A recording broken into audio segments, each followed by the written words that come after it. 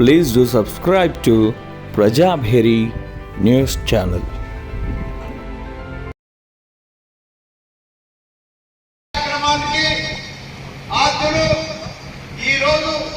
Party సంస్థాగత ఎన్నికలు జరుపుకోవాలి కావాల్సిన సైన్యాన్ని తయారు చేసుకునే దిశగా రాహుల్ గాంధీ గారు చేసినటువంటి సూచనల మేరకు ఖర్గే గారు, సోనియా గాంధీ గారు మరి మొన్న జరిగినటువంటి గుజరాత్ లో అహ్మదాబాద్ ఏఐసిసి సెషన్ లో ఈ నిర్ణయం తీసుకోవడం జరిగింది. దాంట్లో భాగంగానే మమ్మల్ని ఇక్కడికి ఈ జిల్లాకి మరి అబ్జర్వర్స్ గా పంపించడం జరిగింది. మరి మేము మా బాధ్యతగా కాంగ్రెస్ పార్టీకి అంకితమై కాంగ్రెస్ పార్టీ ఆలోచన విధానాలను మేము విమర్శిస్తూ ఉంటాం. ఎప్పుడు మీరు కూడా దయచేసి వయసులో చిన్నవారైనా పెద్దవారైనా ఎట్లా ఉన్నా కానీ ఈ నిర్మల్ జిల్లాలో ముదోల్ కాన్స్టిట్యున్సీలో మరి కాంగ్రెస్ పార్టీ బలంగా ఉండి కూడా మీకే సఖ్యత లేక పార్టీ విచ్ఛిన్నమైపోయినది. దయచేసి మొట్టమొదటి ఒకటే మాట చెప్పదలుచుకున్నాను. ఇక్కడ మేమేదో ఆషామాషిగా రాలే, హైకమాండ్ మమ్మల్ని బట్టిగా పంపలే. మేము మీ అందరి మంచి కోరి, మీ నాయకుల మంచి కోరి, మీ అందరినీ ఉన్నత స్థానాల్లో చూడాలనే ఉద్దేశంతో మరి మేము ఇక్కడికి రావడం జరిగింది. మరి ఇక్కడ ఉన్న పైన వేదిక మీద ఉన్నటువంటి ఎన్నికలు ఇప్పుడు ఏ ఎన్నికలున్నా కాంగ్రెస్ పార్టీ సైన్యంలో కాంగ్రెస్ పార్టీ రథసారథులు మీరంతా మరి జెండా మోసి 10 సంవత్సరాలు ప్రభుత్వం లేకుండా మరి పడినటువంటి బాధలు అవగణనీయ గోచరం. ఆ బాధల్లో మేము కూడా ఉన్నాం. మేము కూడా అటువంటి బాధలు పడ్డాలనే మరి అటువంటి సందర్భంలో మీరంతా మీ నాయకులకు అడుగుజాడల్లో నడుస్తూ మరి ఇటు విఠల్ రెడ్డి గారు కానివ్వండి, ఇటు నారాయణ పటేల్ గారు కానివ్వండి, మరి దయచేసి మీకు కూడా చెప్తా ఉన్నాం. ఇక్కడ ఒక అధిష్టానం ఆదేశించిన విధంగా మీరు కూడా సైకతగా ఉంది. మీ కార్యకర్తలను మనం వారి మనోభావాలను గుర్తెరిగి మరి వారికి మీ అండగా ఉంటేనే మరి రేపు మరి వారు సర్పంచులుగా, ఎంపీటీసీగా, జడ్పీటీసీగా గెలిచే అవకాశం ఉంటుంది. మీ అన్న మీకు సఖ్యత లేకుంటే 3వ వార్డు దొరకబోతాడు.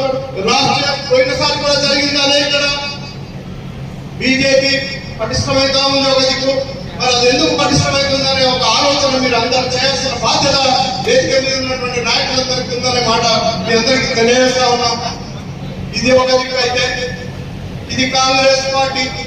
కాంగ్రెస్ పార్టీలో చాలా గ్రూపులు ఉంటాయి. అది ఇక్కడ కాదు, మొత్తం దేశంలో కానీ రాష్ట్రంలో కానీ ఎక్కడ ఉన్నా కానీ మరి సమిష్టిగా మరి ఎన్ని గ్రూపులు ఉన్నా మరి అవకాశం వచ్చే సందర్భం వచ్చేసరికి అందరం ఒకటే కాంగ్రెస్ పార్టీని మరి బలోపేతం చేయాల్సిన అవసరం మీ అందరిపైన ఉందన్నమాట. మీ అందరికీ పేరు పేరున మరి తెలియజేసుకుంటా ఉన్నాం.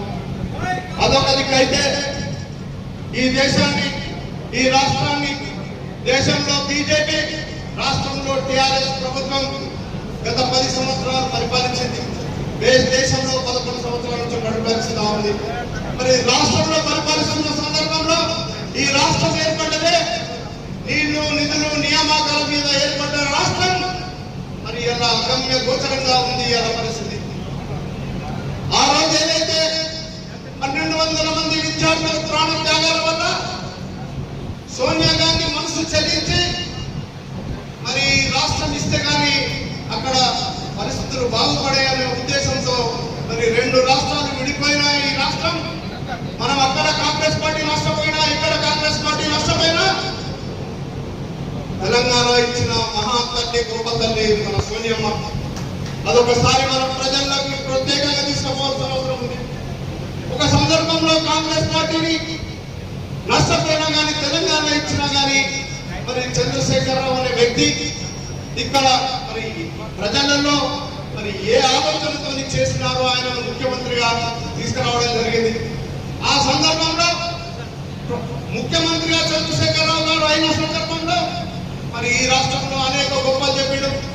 నేను అది చేస్తా, ఇది చేస్తా, డబల్ బెడ్రూమ్ ఇస్తా, పేదలకు డబల్ బెడ్రూమ్ అన్నాడు,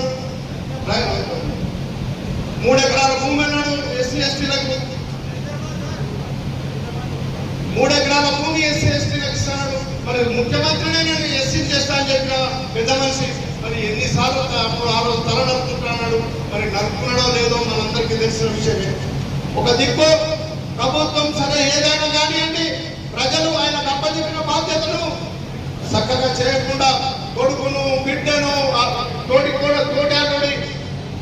కొడుకును అందరినీ పదవుల మీద కూర్చోబెట్టి మరి రాజ్యాన్ని అప్తరాప్తరం చేసి 16,000 కోట్ల మిగులు బడ్జెట్ ఉన్న ఈ రాష్ట్రాన్ని 8 లక్షల కోట్ల అప్పు మన ఎత్తి మీద పెట్టిపోయినాడు.